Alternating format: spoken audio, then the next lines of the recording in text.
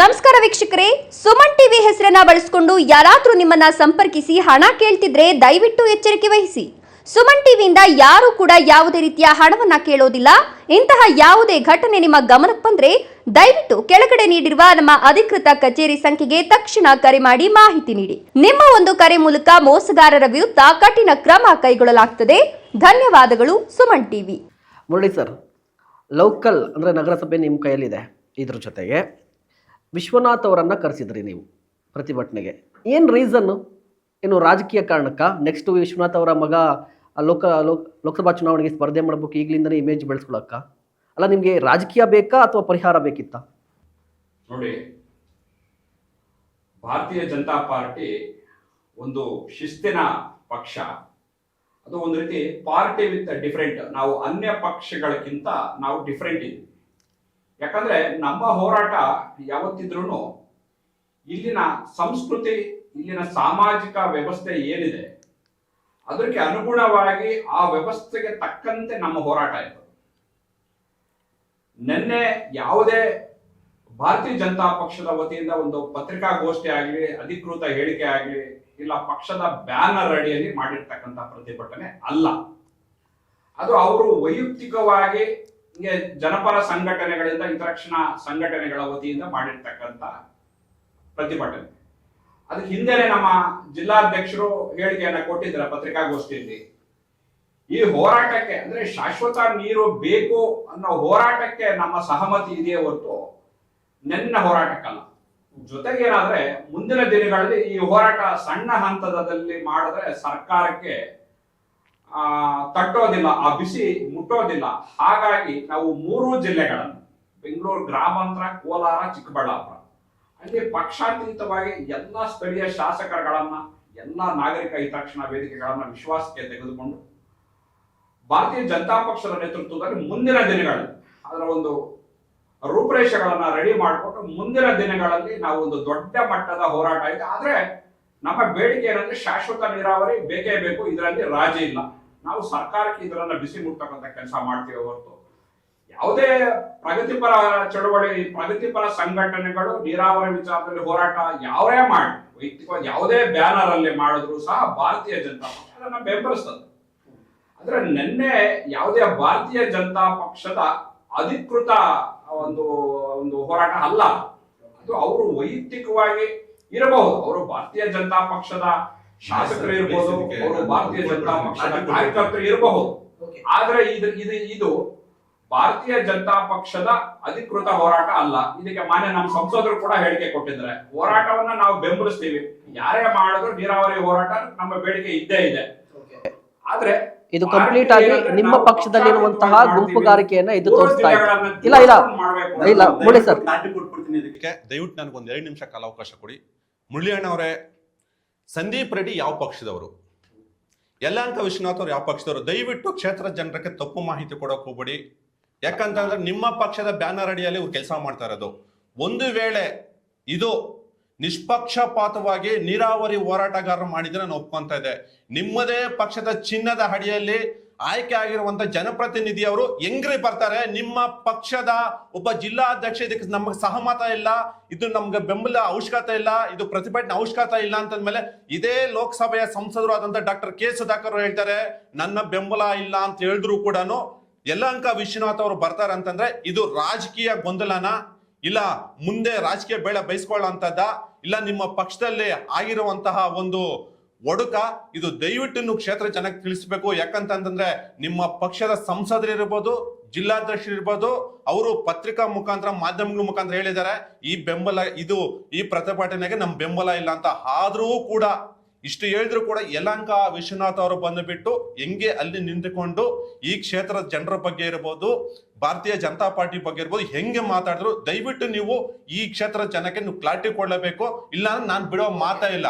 ನೋಡಿ, ಅದಕ್ಕೆ ಹೇಳ್ತೀನಿ ನಾನು, ಪ್ರಜಾಪ್ರಭುತ್ವದಲ್ಲಿ ಪ್ರತಿಭಟನೆ ಮಾಡ್ತಕ್ಕಂಥ ಸಂವಿಧಾನದತ್ತ ಹಕ್ಕು.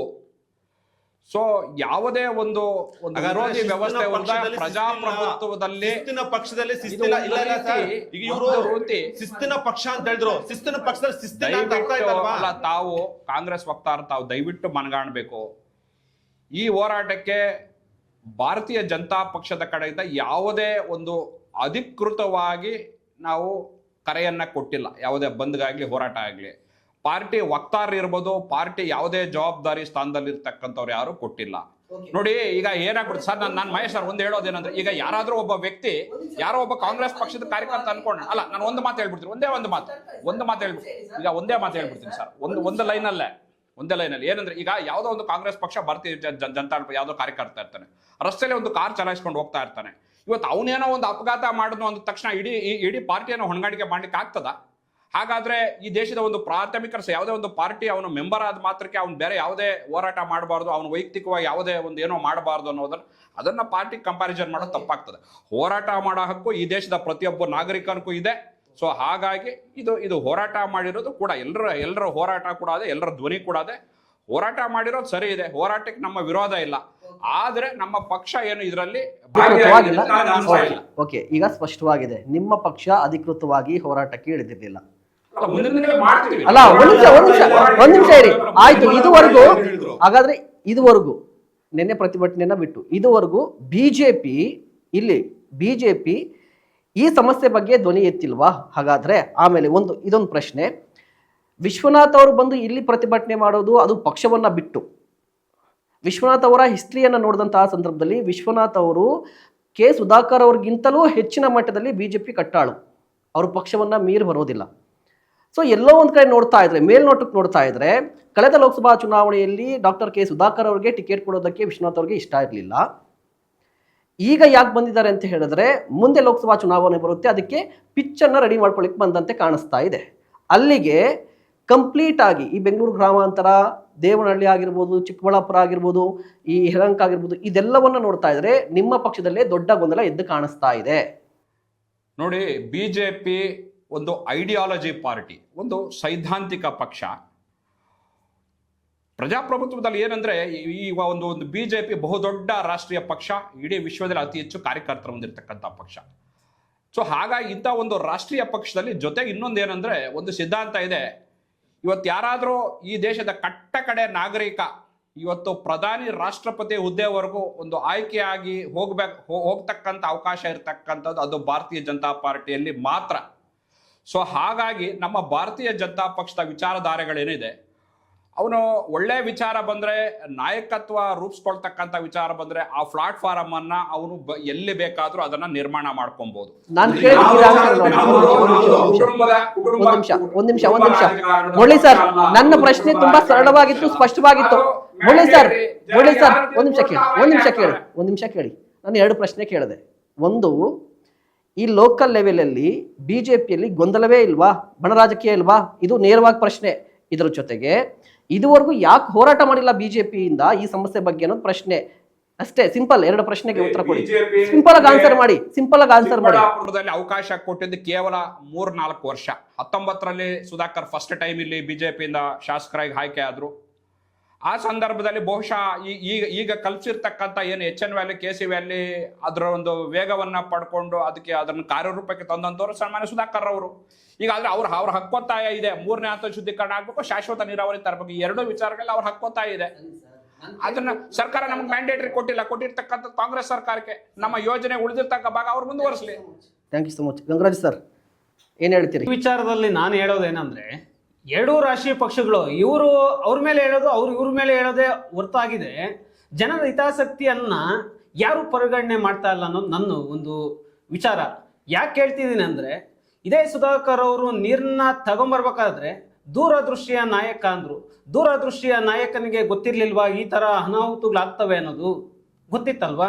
ಯಾಕೆ ಅವರು ಒಂದು ಪವರ್ ಏನು ಸೂಪರ್ CM ಈಗ ಹೇಳ್ತಾರೆ 2023ರ CM ಅಂತ ಜನ ಹೇಳಿದ್ರು, ನೀವು ಇಲ್ಲಿ ತಪ್ಪು ಮಾಡ್ತಿದಾರ್ರಿ, ನೀವು CM ಕ್ಯಾಂಡಿಡೇಟ್ ಅಲ್ಲ, ಕಾಮನ್ ಮ್ಯಾನ್ ಆಗಿರ್ರಿ ಅಂತ ಮನೇಲಿ ಇಡಿಸಿದ್ರು. ನಾನು ಒಂದು ಸಾಮಾನ್ಯ ಒಂದು ವ್ಯಕ್ತಿಯಾಗಿ ನಾನೇ ಹೇಳ್ತಿರೋದು. ಯಾಕಂದ್ರೆ ಈ ಸರ್ಕಾರದ ಯೋಜನೆಗಳು ಸಿದ್ದರಾಮಯ್ಯ ಅವರೇ ತಂದಿರೋದು. ಇದು ಕೊಳಚೆ ನೀರಿನ ಯೋಜನೆ ಅನ್ನೋದು ತಂದಿದ್ದು. ಈ ಬಾಗೇಪಲ್ಲಿ ಸುಬ್ಬಾರೆಡ್ಡಿ ಅವರು ಶಾಸಕರು ಏನು ಹೇಳ್ತಾರೆ, ಶುದ್ಧೀಕರಣ ಮಾಡಿ ಕುಡಿ ಅಂತಿದ್ದಾರೆ. ಪಕ್ಕದ ಚಿಂತಾಮಣಿ ಸಚಿವರು ಏನು ಹೇಳ್ತಿದ್ದಾರೆ ಅಂದ್ರೆ, ಇದು ದುಬಾರಿ ಆಗ್ತದೆ. ಅಲ್ಲಿಗೆ ಜನಗಳ ಪ್ರಾಣಕ್ಕಿಂತ ಹಣನೇ ಮುಖ್ಯನಾ ಈ ಸರ್ಕಾರದ ಸಚಿವರಿಗೆ ಅನ್ನೋದು ನನ್ನ ನೇರ ಪ್ರಶ್ನೆ ಅವ್ರಿಗೆ. ಎರಡನೇದೇನಂದ್ರೆ ಶಾಸಕರು ಏನ್ ಹೇಳ್ತಿದ್ದಾರೆ, ನನಗೆ ಶಕ್ತಿ ಸಾಲದು ಅಂತ ಇವ್ರು ಹೇಳ್ತಾರೆ. ಶಕ್ತಿ ತಗೊಂಡಿರುವಂತ MC ಸುಧಾಕರ್ ಸಾಹೇಬ್ರು ಏನ್ ಹೇಳ್ತಾರೆ, ದುಬಾರಿ ಆಗ್ತದೆ, ಜನಗಳ ಪ್ರಾಣಕ್ಕಿಂತ ಹಣನೇ ದೊಡ್ಡದು ಇವ್ರಿಗೆ, ಜನಗಳ ಪ್ರಾಣವನ್ನು ಉಳಿಸೋಂಥ ಕೆಲಸ ಮಾಡ್ತಾರಲ್ಲ. ಜನಗಳು ಎಲ್ಲರೂ ಈ ರಾಜಕಾರಣಿಗಳು ಏನು ಮಾಡ್ತಾರೆ, ಎಲ್ಲ ಫಿಲ್ಟ್ರು ಫೇರು ವಾಟರ್ ಬಾಟ್ಲೇ ಕುಡಿತಾರೆ. ಜನ ಕೂಲಿ ಕೆಲ್ಸಕ್ಕೆ ಹೋಗೋರು ವಾಟರ್ ಬಾಟ್ಲ್ ಇಟ್ಕೊಂಡು ಹೋಗೋಕ್ಕಾಗ್ತದ, ತರಕ್ಕಾಗ್ತದ? ಜಾನುವಾರುಗಳು ಕೆರೆ ಅಕ್ಕಪಕ್ಕ ಏನೋ ಮೇಲಿಕ್ಕೆ ಹೋಗಿರ್ತವೆ, ಅವೆಲ್ಲ ಶುದ್ಧ ಕುಡಿಯುವ ನೀರಿನ ಘಟಕದ ಹತ್ರ ಹೋಗ್ಬೇಕು. ಅವು ನೀರು ಕುಡಿಬೇಕಾದ್ರೆ ಕೆರೆ ಕಟ್ಟೆ ಹತ್ರ ಹೋದ್ರೆ ಕಲುಷಿತ ಆಗ್ತವೆ. ಅದರಲ್ಲಿ ಬರೋಂಥ ಹಾಲು ಅಮೃತಕ್ಕೆ ಸಮಾನ, ಅದರಲ್ಲಿ ಕಲುಷಿತ ಆಗಲ್ವಾ?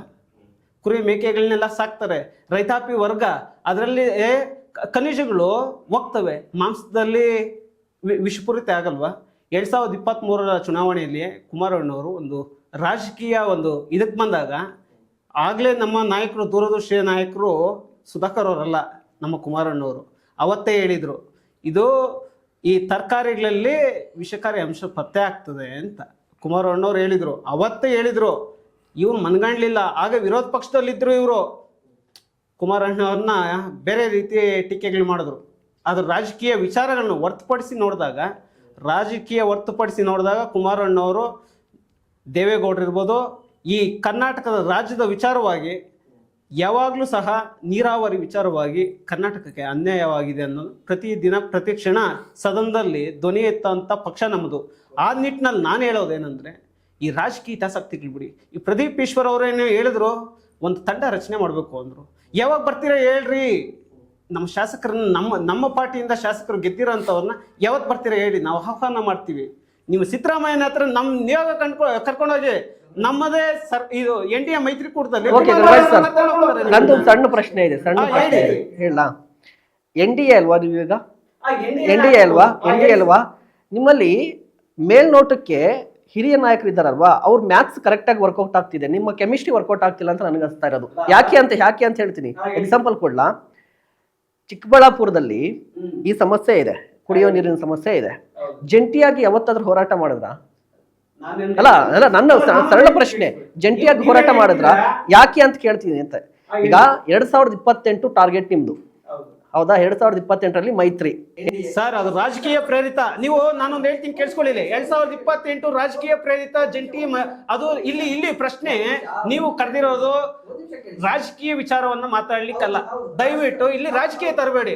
ನೀರಾವರಿ ವಿಚಾರವನ್ನ ನೀವು ಹೇಳ್ತಿದ್ರೆ 2028 ನೀವು ಹೇಳಿರೋದು ಕರೆಕ್ಟು. ಈಗ 2028 ತನಕ ಕಾಯಕ್ಕೆ ಆಗ್ತದ? ಜನಗಳ ಆರೋಗ್ಯ ಹಿತದೃಷ್ಟಿನ 28 ತನಕ ಕಾಯ್ಬೇಕಾ? ರಾಜಕೀಯ ಯಾಕೆ ಅಂತ ಹೇಳ್ತೀರಿ? ಏನ್ ಗೊತ್ತಾ, ಈ ಪೆನ್ ಒಂದ್ ಕಡೆಯಿಂದ ಒಂದ್ ಕಡೆ ಮೂವ್ ಆಗ್ಬೇಕಂದ್ರೂ ಕೂಡ ರಾಜಕೀಯ ಇಚ್ಛಾಶಕ್ತಿ ಬೇಕಾಗುತ್ತೆ. ಆ ರಾಜಕೀಯ ಶಕ್ತಿ ಬೇಕು ಅಂತ ಹೇಳಿದ್ರೆ ನಿಮ್ಮಿಬ್ಬರಲ್ಲಿ ಒಗ್ಗಟ್ಟೇ ಇಲ್ವಲ್ಲ? ಅಲ್ಲ, ಸಮಸ್ಯೆ ಬಗ್ಗೆ ಒಂದು ಕಡೆ ಕುಮಾರಸ್ವಾಮಿ ಅವರು ಏನ್ ಹೇಳ್ತಾರೆ ಗೊತ್ತಾ? ಕುಮಾರಸ್ವಾಮಿ ಅವರು ಹೇಳ್ತಾರೆ, ನಮ್ಮಲ್ಲಿ ಯಾವುದೇ ರೀತಿಯ ಗೊಂದಲ ಇಲ್ಲ, ನಾವೆಲ್ಲರೂ ಕೂಡ ಒಟ್ಟಾಗಿ ಹೋಗ್ತಾ ಇದೀವಿ ಅಂತ ಹೇಳ್ತಾರೆ. ರಾಜ್ಯ ಮಟ್ಟದಲ್ಲಿ ಅಲ್ವಾ? ರಾಜ್ಯ ಮಟ್ಟದಲ್ಲಿ ಲೋಕಲ್ ಬಾಡಿ ಎಲೆಕ್ಷನ್ ಅಲ್ಲೂ ಕೂಡ ನಾವು ಮೈತ್ರಿ ಮಾಡ್ಕೋತೀವಿ ಅಂತ ಹೇಳ್ತಾ ಇದ್ರು, ಲೋಕಲ್ ಬಾಡಿ ಎಲೆಕ್ಷನ್ಸ್ ಅಲ್ಲಿ. ಸೊ ಈಗ ನನಗೆ ಕಾಣಿಸ್ತಿರೋದು, ಮೇಲ್ನೋಟಕ್ಕೆ ಕಾಣಿಸ್ತಿರೋದು, ಚಿಕ್ಕಬಳ್ಳಾಪುರದಲ್ಲಿ ಬಿಜೆಪಿಯಲ್ಲೇ 3-4 ಬಣ, ಓಕೆನಾ? ಇದ್ರ ಜೊತೆಗೆ JDS ನ ಒಟ್ಟುಗೂಡ್ಕೊಂಡು ಹೋಗ್ಲಿಕ್ಕೆ ಸಾಧ್ಯನೇ ಇಲ್ಲ. ಈ ರೀತಿ ಪರಿಸ್ಥಿತಿ ಇದ್ದಾಗ ಒಂದ್ ನಿಮಿಷ ಕೇಳಿ ಸರ್. ಈ ರೀತಿ ಪರಿಸ್ಥಿತಿ ಇದ್ದಾಗ ಯಾವ ರೀತಿಯಾಗಿ ವಿರೋಧ ಪಕ್ಷವಾಗಿ ಸರ್ಕಾರದ ಕಿವಿ ಹಿಂಡ್ಲಿಕ್ಕೆ ಸಾಧ್ಯ? ನಿಮ್ಮಲ್ಲೇ ಒಗ್ಗಟ್ಟಿಲ್ಲವಲ್ಲ? ನಾನೊಂದು ಹೇಳ್ತೀನಿ ಕೇಳಿಸ್ಕೊಳ್ಳಿ.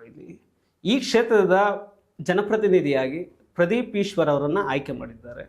ಜನಪ್ರತಿನಿಧಿಯಾಗಿ ಪ್ರದೀಪ್ ಈಶ್ವರ್ ಅವರು ಈ ಕ್ಷೇತ್ರದ ಶಾಸಕರು ವಿಧಾನಮಂಡಲದಲ್ಲಿ ಏನ್ ಮಾಡಬೇಕು, ಅಧಿವೇಶನದಲ್ಲಿ ಧ್ವನಿ ಮಾಡಬೇಕು. ನಿಮಗೆ ಶಕ್ತಿ ಬೇಕು ಅನ್ನೋದಾದ್ರೆ ಇದು ಜನಪರ ಕಾಳಜಿಯಿಂದ ನಡೀತಿರೋಂಥ ಹೋರಾಟ. ಇದಕ್ಕೆ ಯಾವುದೇ ರೀತಿಯ ಪಕ್ಷಗಳನ್ನ ನೀವು ಇದು ಮಾಡಕ್ ಹೋಗ್ಬೇಡಿ. ನೀರು ಅನ್ನೋ ವಿಚಾರ ಬಂದಾಗ ಎಲ್ಲರೂ ಒಗ್ಗಟ್ಟಾಗಿ ನಿಮಗೇನು ಬೇಕು ಬೆಂಬಲ, ಆ ರೀತಿಯಲ್ಲಿ ಪ್ರಾದೇಶಿಕ ಪಕ್ಷ ಯಾವುದೇ ವಿಚಾರ ಇರಲಿ ಜನಗಳಿಗೆ ಒಳ್ಳೇದಾಗ್ತದೆ ಅನ್ನೋದಾದ್ರೆ ಸದಾ ಕಾಲ ನಾವು ಕೈ ಜೋಡಿಸ್ಲಿಕ್ಕೆ ಸಿದ್ಧ ಇದ್ದೇವೆ. ಇದರಲ್ಲಿ ರಾಜಕೀಯ ಬೇರಿಸಬೇಡಿ. ನೀವು ಪ್ರದೀಪ್ ಈಶ್ವರ್ ಅವ್ರ ಶಕ್ತಿ ಕೊರತೆ ಇದೆ ಅನ್ನೋದಾದ್ರೆ 2 ಜಿಲ್ಲೆಗಳ ಶಾಸಕರನ್ನ ಕರ್ಕೊಂಡೋಗಿ CM ಹತ್ರ ನಾನು ಇದು ಮಾಡ್ತೀನಿ ಅಂತ ಕೇಳಿದ್ರು, ಮನವೊಲಿಸ್ತೀನಿ ಅಂತ ಕೇಳಿದ್ರು. ನೀವು ಯಾವಾಗ ಮಾಡ್ತೀರಾ? ಎರಡನೇದು, ಈ ಇದರಲ್ಲಾಗಲಿಲ್ಲ. ಸಪ್ಲಿಮೆಂಟ್ರಿ ಬಜೆಟ್ನಲ್ಲಿ ಏನು ಸುಬ್ಬಾರೆಡ್ಡಿ ಅವರು ಹೇಳಿದ್ರು, ನಾವು ಸೇರಿಸ್ತೀವಿ, ಅದನ್ನ ತರ್ತೀವಿ ಅಂದರು. ಒಂದು. ಎರಡನೇದು, MC ಸುಧಾಕರ್ ಸಾಹೇಬರು, ಉನ್ನತ ಶಿಕ್ಷಣ ಸಚಿವರು ಏನು ಹೇಳ್ತಾರೆ, ಇದು ದುಬಾರಿ ಅಂತಾರೆ. ಎಲ್ಲರ ಮನೆಯಲ್ಲೂ ಒಳುಕಿದೆ, ಇಲ್ಲ ಅಂತ ನಾನು ಹೇಳಲಿಲ್ಲ. ಈಗ ಒಬ್ಬರು ಪರ ಇದ್ದಾರೆ, ಪ್ರದೀಪ್ ಈಶ್ವರ್ ಅವರು ಮಾಡಬೇಕು, ಸಿ ಎಂ ನಿಯೋಗ ಕರ್ಕೊಂಡು ಹೋಗ್ಬೇಕು, ಸಿ ಎಂ ಹತ್ರ ಎಲ್ಲರನ್ನೂ ಅಂತಾರೆ.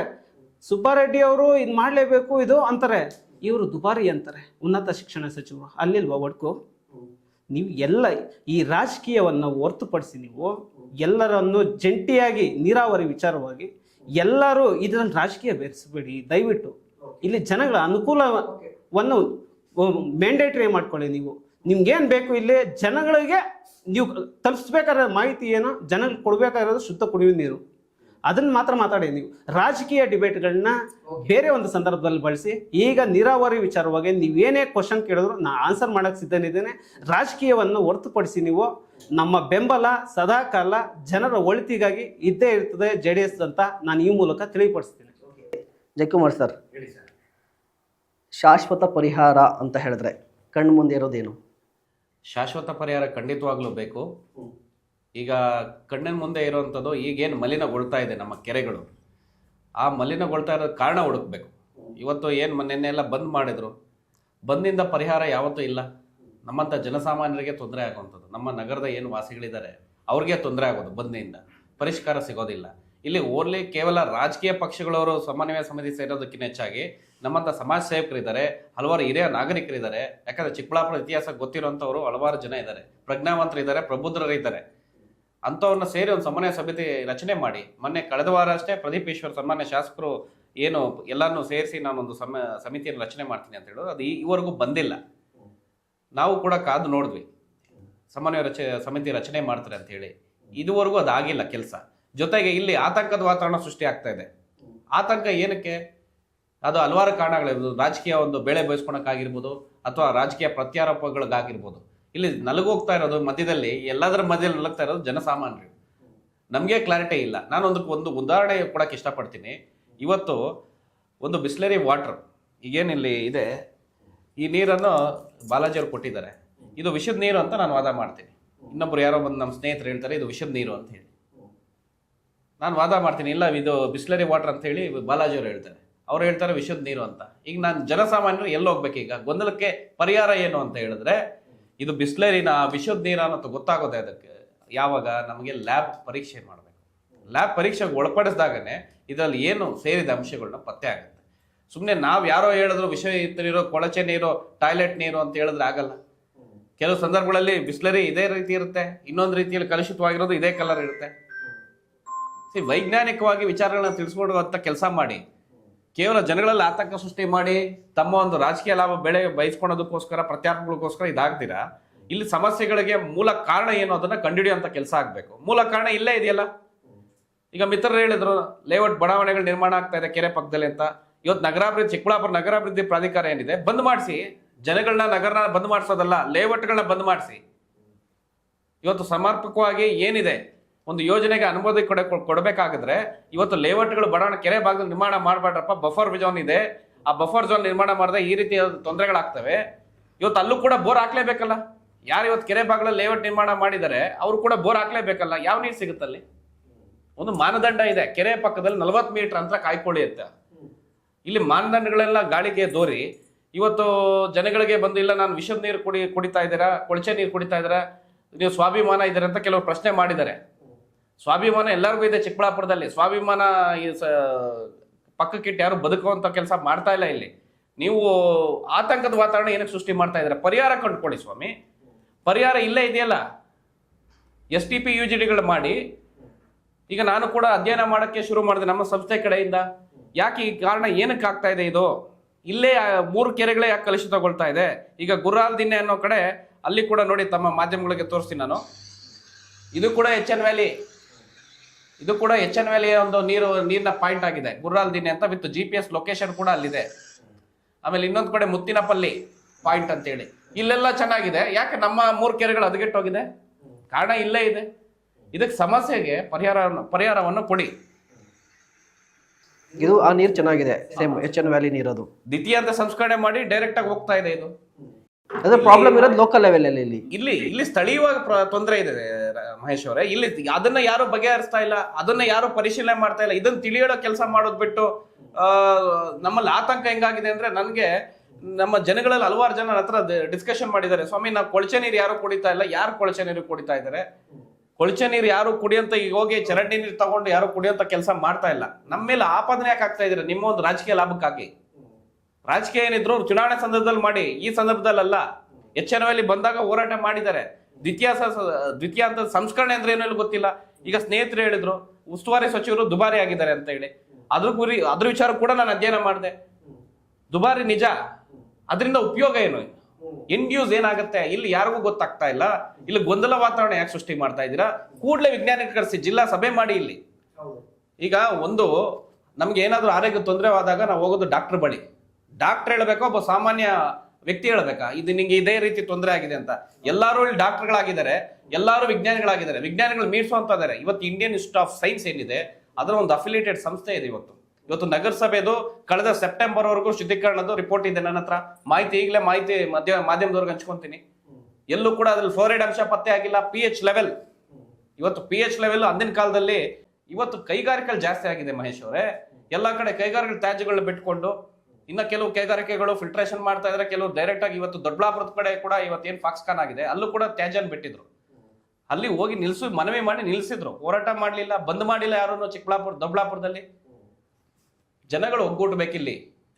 ಜನಗಳು ಇವತ್ತು ನಿನ್ನೆ ಯಾರು ಬಂದಲ್ಲಿ ನಗರಸಭಾ ಏನು ಸದಸ್ಯರುಗಳಿದ್ದಾರೆ ಎಲ್ಲರೂ ಒಗ್ಗೂಡಿಸಿ. ಇವತ್ತು ಸಂಘಟನೆಗಳು ಯಾರಿದ್ದಾರೆ ನಮ್ಮ ತಾಲೂಕಿನಲ್ಲಿ, ಸಂಘಟನೆಗಳು ಏನಿದಾವೆ, ಸಂಘಟನೆಗಳು ಯಾವತ್ತು ಜನಪರ ನಿಂತ್ಕೊಬೇಕು. ಹೊತ್ತು ನಿಜವಾದ ನಾಯಕತ್ವದ ಗುಣ, ಸಂಘಟನೆ ಗುಣ ಬಂದ್ ಮಾಡಿಸ್ಬಾರ್ದು. ಅದು ಬೇರೆ ಅರ್ಥದಲ್ಲಾಗುತ್ತೆ. ಯಾವತ್ತು ನೀವು ಅಂಗಡಿ ಮುಂಗಟ್ಟುಗಳು ತೆರೆದಿಡಿ, ನಿಮ್ಮ ಪರವಾಗಿ ನಾವು ಹೋರಾಟ ಮಾಡೋದಕ್ಕೋಸ್ಕರ ಸಂಘಟನೆ ಇರಬೇಕು. ಇವತ್ತು ಸಂಘಟನೆಗಳಲ್ಲಿ ಕೈ ಜೋಡಿಸಿ, ನಮ್ಮಲ್ಲೇ ಇದೆಯಲ್ಲ, ನಗರದಲ್ಲೇ ಇದೆಯಲ್ಲ ಸಮಸ್ಯೆ, ಇದನ್ನ ಯಾಕೆ ತೋರಿಸ್ತಾ ಇಲ್ಲ ನೀವು? ಇಲ್ಲಿ ಸಮಸ್ಯೆಗಳ ಪರಿಹರಿಸಿ. ಭಾಗಶಃ 90% ಪ್ರಾಬ್ಲಮ್ ಸಾಲ್ವ್ ಆಗೋಗುತ್ತೆ ಇಲ್ಲೇ. ನೀವು ಫಿಲ್ಟರ್ ನಾಳೆ 3rd ಗ್ರೇಡ್ ಫಿಲ್ಟರ್ ಮಾಡ್ಬಿಟ್ಟು 3rd ಸ್ಟೇಜ್ ಏನು ನಾವು 3ನೇ ಹಂತ ಶುದ್ಧೀಕರಣ ಮಾಡ್ತಾ ಇರ್ತೀವಿ, ಮತ್ತೆ ಕೊಳಚೆ ನೀರು ಬಿಡು, ಮತ್ತೆ 4ನೇ ಹಂತ ಇಲ್ಲ, ಇಲ್ಲಿ 3ನೇ ಹಂತ ಇಟ್ಸ್ ಕ್ಲೋಸ್. ನಾನು 3 ದಿನದ ಮುಂಚೆ ನೆನ್ನೆ ಶಾಸಕ ವಿಶ್ವನಾಥ್ ಅವರು ಏನಿದ್ದಾರೆ ಅವ್ರು ಬಂದು ತಿಳ್ಸಕ್ ಮುಂಚೆ ನನ್ನ ಮಾಧ್ಯಮದಲ್ಲಿ ತಿಳಿಸಿದ್ದೀನಿ. ನಾನು ಅದೇ ವಿಚಾರ ನಾನು ಪ್ರಸ್ತಾಪ ಮಾಡಿದ್ದೀನಿ. 3ನೇ ಹಂತ ಶುದ್ಧೀಕರಣನೇ it's equal to RO level ಅಂತ ಹೇಳಿ. RO ಅಂದ್ರೆ ನಮ್ಮ ಮನೆಗಳಲ್ಲಿ ಬಿಸ್ಲರಿ ಬಳಸೋ ವಾಟರ್. ನಾವು ಕಣ್ಣಾರೆ ನೋಡ್ಬಿಟ್ಟು ಕಂದವಾರ ಕೆರೆಯಲ್ಲಿ HNWL ನೀರು ತರ್ತಾ ಇದ್ರೆ ಅಂತ, ಅದೇ ನೀರು ಶುದ್ಧೀಕರಣ, ಶುದ್ಧ ಕುಡಿಯೋ ನೀರು ಅಂದ್ರು. ನಮ್ಗೆ ಗೊಂದಲ, ಕುಡಿಯೋ ನೀರ, ಶುದ್ಧ ನೀರು, ಬಳಕೆ ನೀರ? ಫಸ್ಟ್ ಇದನ್ನ ಕ್ಲಾರಿಟಿ ಕೊಡಿ ಜನಕ್ಕೆ. ನೀವು ಕುಡಿಯೋ ನೀರು ನಾವು ಕೇಳ್ತಾ ಇದೀವ, ಅಥವಾ ಬಳಕೆ ಮಾಡೋ ನೀರ? ಶುದ್ಧ ನೀರಂದ್ರೆ ಹಂಗಾದ್ರೆ ಎತ್ತಿನೋಳೆ ಹೆಜ್ಜೆನ ತರ್ತಾ ಇದ್ದೀರಾ? ಎತ್ತಿನೋಳೆ ಹೆಜ್ಜೆನ ತರ್ತಾ ಇದೀರಲ್ಲ, ಅದು ಎಲ್ಲಿವರೆಗೂ ಬಂದಿದೆ? ಚಿಕ್ಕಬಳ್ಳಾಪುರದ ಗಡಿಯವರೆಗೂ ಬಂದಿದೆ. ಮಾಹಿತಿ ನಮ್ಗಿದೆ. ನಾವೇನೋ ಸಮಾಜ ಚಿಂತನೆಯಲ್ಲಿ ತೊಡಗಿದ್ದೀವಿ, ನಮ್ಗೆ ಮಾಹಿತಿ ಇದೆ. ಎಷ್ಟೋ ಜನ ರೈತರಿಗೆ ಅದು ಇಲ್ಲ. ನಮ್ಮ ನಗರಸಭಾ ವ್ಯಾಪ್ತಿಯಲ್ಲಿ ಏನ್ ನಗರ ಪ್ರದೇಶ ನಿವಾಸಿಗಳು ಯಾರಿದ್ದಾರೆ ಇವ್ರಿಗೆ ಯಾರಿಗೂ ಎಲ್ಲಿವರೆಗೂ ನೀರು ಬಂದಿದೆ ಅನ್ನೋದು ಮಾಹಿತಿ ಇಲ್ಲ. ರೈತರಿಗೂ ಇಲ್ಲ, ಗ್ರಾಮಾಂತರ ಪ್ರದೇಶಗಳಲ್ಲೂ ಇಲ್ಲ. ಬರೋ ವರ್ಷ ಪೂರ್ಣಗೊಳ್ತಿದೆ ಅಂತಾರೆ. ಸರ್ಕಾರ ಯಾವುದೇ ಇರ್ಲಿ ಇಲ್ಲಿ, ಇದು ಯಾವುದೇ ಸರ್ಕಾರ, ಪ್ರತಿಯೊಂದು ಸರ್ಕಾರಗಳು ಅವ್ರವ್ರ ಸರ್ಕಾರ ಬಂದಾಗ ಅವ್ರವ್ರ ಕೆಲಸಗಳು ನಿಭಾಯಿಸಿದ್ರೆ ಮಾಹಿತಿ ಕೊಡೋ ಕೆಲಸ ಆಗ್ತಾ ಇಲ್ಲ ಮಹೇಶ್ ಅವರ ಚಿಕ್ಕಬಳ್ಳಾಪುರ ಜಿಲ್ಲೆಯಲ್ಲಿ. ಇದು ನಮಗೆ ಶಾಪ. ಇದು ಇವತ್ತು ಮಾಹಿತಿ ಕೊಟ್ರೆ ಗೊಂದಲಗಳು ನಿವಾರಣೆ ಆಗುತ್ತೆ. ಸಮಸ್ಯೆಗೆ ಮೂಲ ಪರಿಹಾರ ಇರೋದು ಇಲ್ಲಿ. ಮತ್ತೆ ಇದು ಎತ್ತಿನೊಳೆ ಯೋಜನೆ ಇನ್ನೊಂದೇನಾಗ್ತಿದೆ ಅಂದ್ರೆ, ವರ್ಷದಿಂದ ವರ್ಷಕ್ಕೆ ಈ ಯೋಜನೆ ವೆಚ್ಚ ಕೂಡ ಜಾಸ್ತಿ ಆಗ್ತಾ ಇದೆ. ಇದು ಯಾವ ರೀತಿ ಆಗ್ತಿದೆ ಅನ್ನೋದು ಕೂಡ ಇಂಪಾರ್ಟೆಂಟ್ ಆಗುತ್ತೆ. ಅದನ್ನೇ 35,000 ಕೋಟಿ ಅಂತ ಹೇಳ್ತಿದ್ದಾರೆ. ಈಗ ಇಲ್ಲಿ ಏನಾಗಿದೆ, ಎತ್ತಿನ ಹೊಳೆ ಯೋಜನೆಯನ್ನ ಹಲವಾರು ಶಾಶ್ವತ ನೀರಾವರಿ ಹೋರಾಟಗಾರನಿದ್ರೆ ಅವರ ಯೋಜನೆ ಒಂದು ಹೋರಾಟದ ಪ್ರತಿಫಲ ಯೋಜನೆ ಅನ್ನಿಸ್ತದೆ. ಅದು ನಮ್ಮ ಸೌಭಾಗ್ಯ. ಪಶ್ಚಿಮ ಘಟ್ಟಗಳಲ್ಲಿ ಎಷ್ಟೋ ನೀರು ಏನು ಪೋಲಾಗ್ತಾ ಇತ್ತು, ಅದನ್ನ ಈಗ ಒಂದು ಸಮುದ್ರಕ್ಕೆ ಹೋಗೋ ನೀರನ್ನ ತಡೆದು ಇಲ್ಲಿ ನಮಗೆ ಒಂದು ವ್ಯವಸ್ಥೆ ಮಾಡೋಣ ಅಂತ. ಪಶ್ಚಿಮ ಘಟ್ಟ ಇಲ್ಲಿಂದ ಎಷ್ಟು ದೂರ ಇದೆ, ಅಲ್ಲಿಂದ ಏನು ಮಾರ್ಗ ಮಧ್ಯೆ. ಈಗ ನಾನು ಇನ್ನೊಂದು ವೈಜ್ಞಾನಿಕ ವಿಚಾರಗಳನ್ನ ತಿಳಿಸಕ್ಕೆ ಇಷ್ಟಪಡ್ತೀನಿ. ಇವತ್ತು ಓಪನ್ ಕೆನಲ್ ಪ್ರಾಜೆಕ್ಟ್ ಏನ್ ಮಾಡಿದ್ರೆ DPL ಕೂಡ ಸ್ವಲ್ಪ ಲೋಪದೋಷ ಇದೆ. ಅದೇ ರೀತಿ ಇವತ್ತು ಯಾರಿಗೆ ಬೇರೆ ಕರ್ನಾಟಕ ರಾಜ್ಯದಲ್ಲಿ ಆಗಿರ್ಬೋದು, ಭಾರತದಲ್ಲಿ ಯಾರಿಗೆ ನೀರು ಬೇಡ ಹೇಳಿ? ಶುದ್ಧ ನೀರು ಯಾರಿಗೆ ಬೇಡ ಹೇಳಿ? ಎಲ್ಲರಿಗೂ ಬೇಕಲ್ವಾ? ಓಪನ್ ಕೆನಲ್ ಪ್ರಾಜೆಕ್ಟ್ ಏನ್ ಮಾಡ್ತಾ ಇದ್ದಾರೆ ಇವತ್ತು, ಅಲ್ಲಿಂದ 24 TMC ನಮಗೆ. ಅದು ಕೂಡ ಇವತ್ತು ಹೋರಾಟಗ ಏನು ಬಂದ್ ಮಾಡಿದ್ದಾರೆ, ಯಾರಿಗೆ ಮಾಹಿತಿ ಇದೆಯಲ್ಲ ಗೊತ್ತಿಲ್ಲ, ಈ ಮೂಲಕ ಹೇಳಕ್ ಇಷ್ಟಪಡ್ತೀನಿ. 24 TMC ಏನಿದೆ, ನಮಗೆ ಬರೋದು 9 TMC. ಆ 9 TMC ಬರೋದ್ರೊಳಗೆ ಈಗ ಕಾಲುವೆಯಲ್ಲಿ ರೈತರುಗಳು ಯಾರನ್ನೂ ನಾವು ತಡೆಯೋಕ್ಕಾಗಲ್ಲ. 24/7 ಏನು 24 ಗಂಟೆ ವಾರಕ್ಕೆ 7 ದಿನ ಕಣ್ಗಾವಲು ಇಟ್ಕೊಂಡು CCTV ಇಡಕ್ಕಾಗಲ್ಲ. ಅಷ್ಟು ಕಿಲೋಮೀಟರ್ಗಳಲ್ಲಿ ಎಲ್ಲರಿಗೂ ನೀರಿನ ಅವಶ್ಯಕತೆ ಇದೆ. ವ್ಯವಸಾಯ ಇವತ್ತು ತುಮಕೂರು ಬಳಿವರೆಗೂ ಬಂತು, ಅಲ್ಲಿ ಕೂಡ ಓಪನ್ ಕೆನಾಲ್ ನೀರು ಬಂದಿದ್ರೆ ಅಂದ್ರೆ ಎಲ್ಲರೂ ಪಂಪ್ಸೆಟ್ ಮೂಲಕ ರೈತರು ಉಪಯೋಗಿಸ್ಕೊಂತಾರೆ. ಅದನ್ನ ಯಾರು ತಡೆಯುವಂತ ಶಕ್ತಿ ಇಂಡಿಯಾದಲ್ಲಿ ಯಾರಿಗೂ ಇಲ್ಲ, ಅದಾಗೋದು ಇಲ್ಲ, ಅದಾಗಬಾರ್ದು ಕೂಡ. ಇವತ್ತು ಚಿಕ್ಕಬಳ್ಳಾಪುರ ಮತ್ತೆ ಕೋಲಾರಕ್ಕೆ ಕೊನೆಗೆ ಬಂದು ತಲುಪಿದಾಗ ಎಷ್ಟು ನೀರು ನಮಗೆ ಉಳಿಯುತ್ತೆ? ಅದಕ್ಕೆ ಏನು ಆಲ್ಟರ್ನೇಟಿವ್? ಈ ಭದ್ರಾ ಮೇಲ್ದಂಡೆ ಯೋಜನೆ ಏನ್ ಮಾಡ್ತಾ ಇದ್ದಾರೆ, ಅದಕ್ಕೆ ನಾವೆಲ್ಲರೂ ಸೇರಿ ಇವತ್ತು ಕೇಂದ್ರ ಸರ್ಕಾರದಲ್ಲಿ ಇವತ್ತು ಸನ್ಮಾನ್ಯ ಕುಮಾರಣ್ಣವ್ರು ಇರ್ಬೋದು, ನರೇಂದ್ರ ಮೋದಿಜಿಯವರು ಇರ್ಬೋದು, ಎಲ್ಲರೂ ಸೇರಿ ಒಂದು ನಮ್ಮ ಕೇಂದ್ರ ಜಲಶಕ್ತಿ ಅನ್ನೋದೇ ಒಂದು ಯೋಜನೆಗಳಿದ್ದಾವೆ. ಆ ಒಂದು ಕೇಂದ್ರ ಜಲಶಕ್ತಿ ಸಚಿವರಾದ CR ಪಾಟೀಲ್ ಅವ್ರನ್ನ ಭೇಟಿ ಮಾಡಿ ಒಂದು ನಿಯೋಗ ತೆರಳೋಣ ಚಿಕ್ಕಬಳ್ಳಾಪುರದಿಂದ. ನೀವು ಇಲ್ಲೇ ನೋಡ್ತಾ ಇದ್ರೆ ಡೆಲ್ಲಿಗೆ ಮುಟ್ಸೋಣ ನಮ್ಮ ಹೋರಾಟನ. ಹೌದು, ನಿಜವಾದ ಹೋರಾಟ ಅಲ್ಲಿ. ಯಾಕಂದ್ರೆ ಇವತ್ತು ಎಷ್ಟೋ ಸಾವಿರಾರು ಲಕ್ಷಾಂತರ ಕೋಟಿ ಅನುದಾನ ಬರ್ತಾ ಇದೆ, ಇಲ್ಲಿಗೆ ಬರ್ತಾ ಇಲ್ಲ. ಸರಿಯಾಗಿ ಎಲ್ಲಿ ಒಂದು ಸಮರ್ಪಕವಾಗಿ ಬಳಕೆ ಆಗ್ಬೇಕು ಅದನ್ನ ಯಾರು ಮಾತಾಡ್ತಾ ಇಲ್ಲ. ಮಾತೆತ್ತಿದ್ರೆ ಬಂದ್ ಹೋರಾಟ, ಬಂದ್ ನಿಮ್ಮ ಲೆಕ್ಕದಲ್ಲಿ ಮಹೇಶ್ ಅವರೇ ಬಂದ್ ಮಾಡೋದ್ರಿಂದ ಯಾರಿಗ್ ಲಾಭ? ನಿನ್ನೆ ಕೂಡ ಒಂದು ವಿಡಿಯೋ ಕಳಿಸಿ ನನ್ನ ಸ್ನೇಹಿತರು, ವಿಜಿಲ್ಗಳು ಚಪ್ಪಾಲೆಗಳಿದೆ. ಬಂದ್ ಅಂದ್ರೆ ಹೆಂಗಿರ್ಬೇಕು ನಿಮ್ದ್ರಲ್ಲಿ? ಜೈಕಾರ ಹಾಕ್ಬೇಕಾ, ವಿಜಿಲ್ಗಳು ಹಾಕ್ಬೇಕಾ? ಎಲ್ಲಿಗೆ ತಗೊಂಡೋಗ್ತಾ ಇದಾರೆ ಚಿಕ್ಕಬಳ್ಳಾಪುರ ಇವತ್ತು? ವಿಜಿಲ್ ಮತ್ತೆ ಚಪ್ಪಾಳೆಗಳಿಂದ ಬಂದ್ ಆಗುತ್ತಾ? ನೀವ್ ಹೇಳಿ ಮಹೇಶ್ ಅವರೇ. ಓಕೆ, ಆದಿನಾರಾಯಣ್ ಸರ್, ಈಗ ನೇರ ಪ್ರಶ್ನೆ ನಿಮ್ಗೇನೆ. ನಿಮ್ಮ ಸರ್ಕಾರದಲ್ಲಿ ಗೊಂದಲ ಇದೆ. ಪ್ರದೀಪ್ ಈಶ್ವರ್ ಅವರು ಆಗಿರ್ಬೋದು, ಮತ್ತೆ ಡಾಕ್ಟರ್ MC ಸುಧಾಕರ್ ಆಗಿರ್ಬೋದು. MC ಸುಧಾಕರ್ ಅವರು ಹೇಳ್ತಾ ಇರುವಂಥದ್ದು ಶುದ್ಧೀಕರಣ ಅವಶ್ಯಕತೆ ಇಲ್ಲ, ದುಬಾರಿ ಆಗುತ್ತೆ ಅಂತ ಹೇಳ್ತಾ ಇರುವಂಥದ್ದು. ಬಟ್ ನೀವು ಆಗ್ಲೇ ಹೇಳ್ತಾ ಇದ್ರಿ ಆರಂಭದಲ್ಲಿ 3ನೇ ಹಂತದ ಶುದ್ಧೀಕರಣ ಇದಕ್ಕೆ ಪರಿಹಾರ ಅಂತ. ಯಾಕೆ ಈ ಗೊಂದಲ ಅಂತ ಹೇಳಿ ಸರ್, ನಾನು ಈ ವಿಚಾರದಲ್ಲಿ ನಾನು ನಮ್ಮ ಶಾಸಕರ ಬಗ್ಗೆ ಅಷ್ಟೇ ಮಾತಾಡ್ತೀನಿ.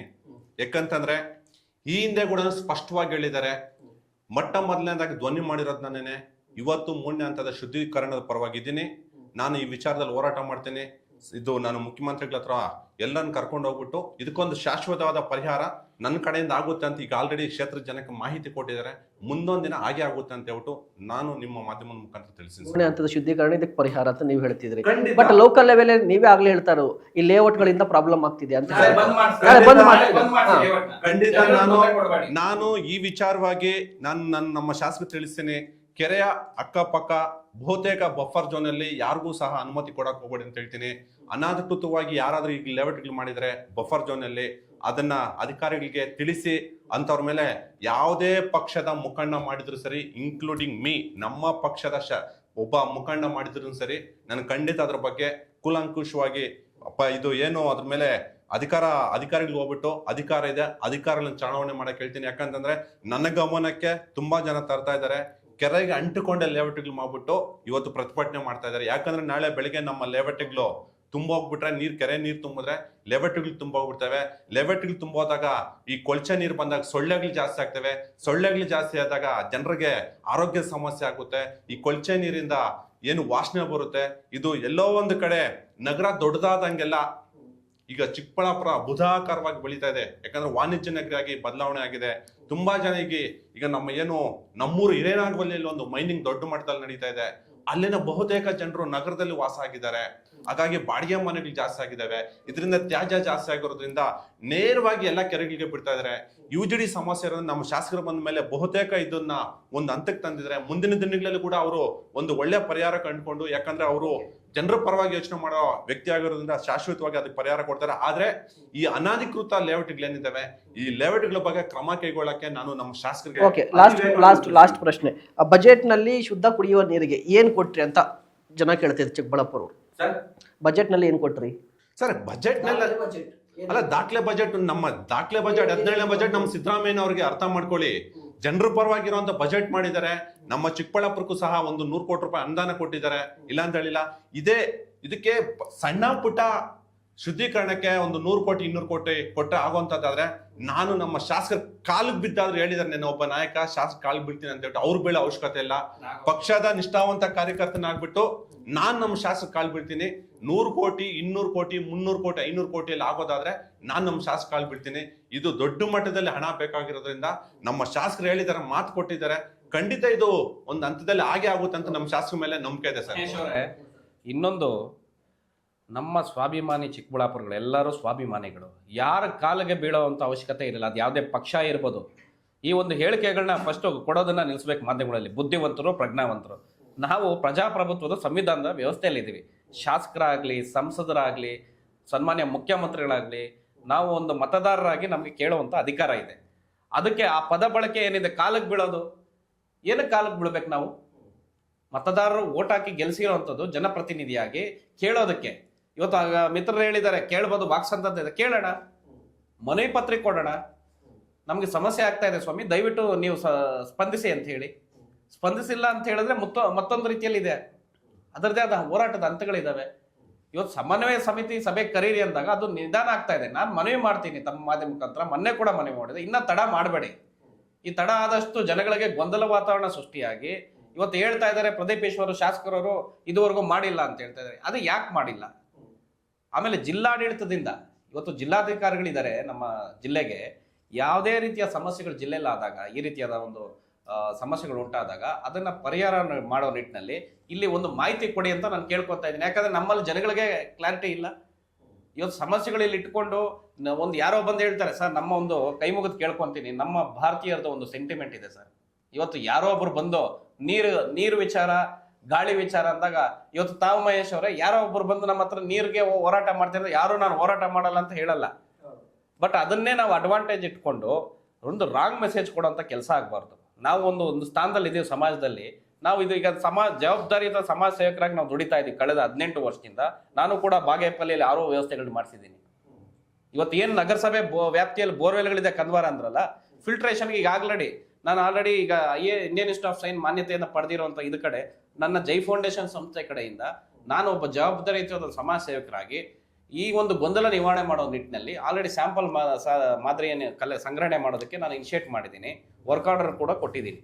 ಅವರು ಕೆಲವೇ ದಿನಗಳಲ್ಲಿ ಮಾಹಿತಿ, ಸರಿಯಾದ ಮಾಹಿತಿ, ಯಾಕಂದ್ರೆ ಯಾವುದೋ ಬಾಯಿ ಮಾತಲ್ಲಿ ಹೇಳೋದು ಬೇರೆ, ನಮ್ಮ ಜನಗಳಿಗೆ ವಿತ್ ಮಾಹಿತಿ ಮುಖಾಂತರವಾಗಿ ಫಲಿತಾಂಶ ಏನಿದೆ, ನೀರು ಈ 3 ಕೆರೆ ಏನಕ್ಕೆ ಆಗ್ತಾ ಇದೆ, ಬೇರೆ ಕೆರೆಗಳದ್ದು ಕೂಡ ನಾನು ಸ್ಯಾಂಪಲ್ ತಗೊತಾ ಇದ್ದೀನಿ. ಜೊತೆಗೆ ನಗರಸಭೆ ವ್ಯಾಪ್ತಿಯಲ್ಲಿ ಏನು ಬೋರ್ವೆಲ್ಗಳು ಹಾಕಿದ್ರ ನೀರು, ಕೊಳಚೆ ನೀರು, ಟಾಯ್ಲೆಟ್ ನೀರು ಅಂತ ಹೇಳಿದ್ರಲ್ಲ, ನಮ್ಮ ಜನ ಏನಾಗ್ಬೇಕು, ಆತಂಕ ಆಗುತ್ತೋ ಇಲ್ವೋ?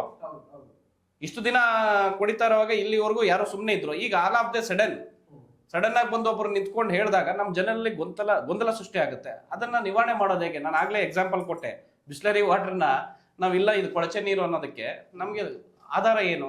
ರಿಪೋರ್ಟ್.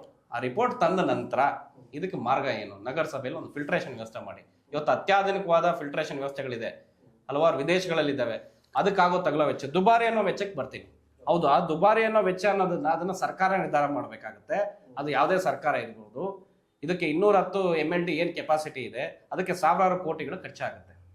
ಇವತ್ತು ನಗರಸಭೆ ತೆರಿಗೆ ಹೇಳಿದ್ರು ಸ್ನೇಹಿತರು ಎಲ್ಲರೂ, ನಗರಸಭೆ ತೆರಿಗೆ, ನಮ್ಮ ತೆರಿಗೆ ನಗರಸಭೆ ಕಲೆಕ್ಷನ್ ಆಗುವಂಥದ್ದು 6 ರಿಂದ 7 ಕೋಟಿ. ಮಹೇಶ್ ಅವರೇ, ತಮ್ಮ ಮಾಹಿತಿಗೆ, ಜನಗಳ ಮಾಹಿತಿ, ಎಷ್ಟೋ ಜನಕ್ಕೆ ಮಾಹಿತಿ ಕೂಡ ಇರೋದಿಲ್ಲ. 7 ಕೋಟಿ ನಾವು ತೆರಿಗೆ ಕಟ್ಟಿ ಇವತ್ತು ಸಾವಿರಾರು ಕೋಟಿ ಏನಿದೆ ಅದು ಶಾಶ್ವತ ಪರಿಹಾರ ಹೆಂಗಾಗುತ್ತೆ? ಇವತ್ತು ಈ ಸರ್ಕಾರ ಬರುತ್ತೆ, ರಿಲೀಸ್ ಮಾಡುತ್ತೆ, ಮತ್ತೆ ಮುಂದಿನ ಸರ್ಕಾರ ಬರುತ್ತೆ, ರಿಲೀಸ್ ಮಾಡುತ್ತೋ ಅನ್ನೋದು ಗ್ಯಾರಂಟಿ ಇಲ್ಲ. ಶಾಶ್ವತದ ಪರಿಹಾರ ಇವತ್ತು ಎತ್ತಿನ ಹೊಳೆ ಯೋಜನೆ ಏನಿದೆ ಅದು ಆಲ್ರೆಡಿ ಅನುಷ್ಠಾನ ಆಗಿದೆ, ಬೇಗ ಮುಗಿದು ಈ ಏನು 9 TMC ಏನು ಇದೆ ಅದು ಕರೆಕ್ಟಾಗಿ ಬರುತ್ತಾ? ಅದ್ರ ಜೊತೆಗೆ ಅಲ್ಲೇ ಏನಾದರೂ ನಮಗೆ ಕೊರತೆ ಉಂಟಾದ್ರೆ ಭದ್ರಾ ಮೇಲ್ದಂಡೆ, ಇವತ್ತು ಪವನ್ ಕಲ್ಯಾಣ್ ಅವರು ಈಗ ಅಲಯನ್ಸ್ ಬಗ್ಗೆ ಎಲ್ಲ ರಾಜಕೀಯ ಪಕ್ಷದವ್ರು ಮಾತಾಡಿದ್ರು. ನಾವೊಬ್ಬ ಸಾಮಾನ್ಯ ನಾಗರಿಕರಾಗಿ ನಾವು ಕೂಡ ವಿದ್ಯಮಾನಗಳನ್ನ ಪರಿಶೀಲನೆ ಮಾಡ್ತಾ ಇರ್ತೀವಿ. ತೆಲುಗುದೇಶಂ ಪಾರ್ಟಿ ಜೊತೆ ಆಲ್ರೆಡಿ ND ಅಲಯನ್ಸ್ ಇದೆ, ಭಾರತೀಯ ಜನತಾ ಪಾರ್ಟಿ ಜೊತೆಗೆ. ಈಗ ಏನು ಲೇಪಾಕ್ಷಿವರೆಗೂ ನೀರು ತಂದಿದ್ದೀರಾ ಕೇಳಿ, 240 TMC ತಂದಿದ್ದೀರಾ, 10% ಕೊಡಿ ಸ್ವಾಮಿ, 2 ಜಿಲ್ಲೆಗಳಿಗಾಗುತ್ತೆ. ಕೋಲಾರ ಮತ್ತು ಚಿಕ್ಕಬಳ್ಳಾಪುರ ಜಿಲ್ಲೆಗಳಿಗೆ 20 TMC 24 TMC ಬಂದ್ರೆ ಯಾವುದೇ ರೀತಿ ಸಂದೇಹ ಇಲ್ಲ. ನಾವೊಂದು ಹಸಿರು ಕ್ರಾಂತಿನ ನಾವು ಇಲ್ಲಿ ನೋಡ್ಬೋದು. ಇದು ಪರಿಹಾರ. ಅದು ಬಿಟ್ಟು ಅದಕ್ಕೆ ಎಲ್ಲಾ ನೀವು ಪರಿಹಾರಗಳನ್ನ ನಾವು ಯೋಜನೆಗಳು ತಂದ ನಂತರ ಕಾಪಾಡ್ಕೊಳೋದು ನಮ್ಮೆಲ್ಲ ಜವಾಬ್ದಾರಿ, ಇದು ಒಂದು ನಾಗರಿಕರ ಕರ್ತವ್ಯ. ಇದಕ್ಕೆ ಹೋರಾಟ ಮಾಡ್ಬೇಕಾದ್ರೆ ಇಲ್ಲಿ ನಗರಸಭೆ ವ್ಯಾಪ್ತಿಯಲ್ಲಿ ತೊಂದರೆ ಆಗಿದೆ. ಇಲ್ಲಿ ನಗರಸಭಾ ಸದಸ್ಯರುಗಳು ಕೂಡ ಬನ್ನಿ, ಸಂಘಟನೆಗಳು ಬನ್ನಿ, ಇದನ್ನ ತೋರಿಸಿ ಇದ್ರ ಹೋರಾಟ ಮಾಡೋಣ. ಆಗ ಶಾಸಕರ ಹತ್ರ ಗಮನ ತಂದು, ಇವಾಗೇನು ಅವ್ರು ಹೇಳಿದ್ರೆ 60 ಭಾಗ ಪೂರ್ಣಗೊಂಡಿರೋ ನಿಜ. ನಾನು ಮೊನ್ನೆ ಕೂಡ ಹೇಳಿದ್ದೆ 40 ಭಾಗ ಇನ್ನೂ ಇದೆ, ಬೇಗ ಪೂರ್ಣಗೊಳಿಸಿ. ಆಮೇಲೆ ಏನು 30 ಕೋಟಿ ಟೆಂಡರ್ ಇತ್ತು, ಕ್ಯಾನ್ಸಲ್ ಆಯಿತು, ಅದನ್ನ ಶಾಸಕರ ಗಮನಕ್ಕೆ ತನ್ನಿ. STP ಕೂಡಲೇ ಒಂದು ಕಾರ್ಯಗತ ಮಾಡಿ ಟೆಂಡರ್ ಕರೆದು ಆ ಪ್ರಕ್ರಿಯೆ ಪೂರ್ಣಗೊಳಿಸಿದ್ರೆ ಇವತ್ತು ಏನು ಫಿಲ್ಟ್ರೇಷನ್ ವಾಟರ್ ಅದು 2ನೇ ಹಂತದಾಗಿರ್ಬೋದು, 3ನೇ ಹಂತದಾಗಿರ್ಬೋದು, ಯಾವುದಾದ್ರೂ ಕೂಡ ನೀರು ಮಲಿನಗೊಳ್ಳಲ್ಲ, ಅದ್ರ ಪಾಡಿಗೆ ಅದಾಗ್ತಾ ಇರ್ತದೆ. ಓಕೆ, ನೋಡಿ ಸರ್, ಚಿಕ್ಕಬಳ್ಳಾಪುರ, ಕೋಲಾರ ಬಯಲುಸೀಮೆಗಳು ಸರಿನಾ, ನೀರಿನ ಸಮಸ್ಯೆ ಇದ್ದೇ ಇರುತ್ತೆ. ಈಗ ಎತ್ತಿನ ಹೊಳೆ ಯೋಜನೆಯಿಂದ 9 TMC ನೀರು ಬರುತ್ತೆ. ಇದನ್ನು ಹೊರತುಪಡಿಸಿ ನಮಗೆ ಏನಾದರೂ ನೀರು ಬರಬೇಕು ಅಂತ ಹೇಳಿದ್ರೆ ಭದ್ರಾ ಮೇಲ್ದಂಡೆ ಯೋಜನೆ. ಬಟ್ ಭದ್ರಾ ಮೇಲ್ದಂಡೆ ಯೋಜನೆಗೆ ಸಂಬಂಧಪಟ್ಟಂತೆ ಕೇಂದ್ರ ಸರ್ಕಾರ 2023ರಲ್ಲಿ 5300 ಕೋಟಿ ಘೋಷಣೆ ಮಾಡಿತ್ತು. 53 ರೂಪಾಯಿ ಕೂಡ ಇನ್ನೂ ಬಂದಿಲ್ಲ. ಏನು ಹೇಳ್ತೀರಿ ಇದಕ್ಕೆ? ಸರ್, ಈಗ ಕೇಂದ್ರ ಸರ್ಕಾರದ ಬಾಧ್ಯತೆ ಏನಾಯ್ತು ತಾವು ಗಮನಿಸಬೇಕು. ಬಹುಶಃ ಇಡೀ ವಿಶ್ವದಲ್ಲಿ ಇವತ್ತು ಏನು ಭಾರತದ ಆರ್ಥಿಕ ಶಕ್ತಿ ಅಂದ್ರೆ GDP ಬೆಳವಣಿಗೆ ಪ್ರಮಾಣ ಇವತ್ತು ನಾವು 10 ಸ್ಥಾನದಲ್ಲೂ 12ನೇ ಸ್ಥಾನದಲ್ಲೂ ಇದ್ದಂತ ಇವತ್ತು ದೇಶ ಇವತ್ತು ವಿಶ್ವದ 4ನೇ ಬಹುದೊಡ್ಡ ಆರ್ಥಿಕ ಶಕ್ತಿಯಾಗಿ ರೂಪುಗೊಂಡಿರ್ತಕ್ಕಂಥ ತಮಗೆಲ್ಲ ಗೊತ್ತಿದೆ.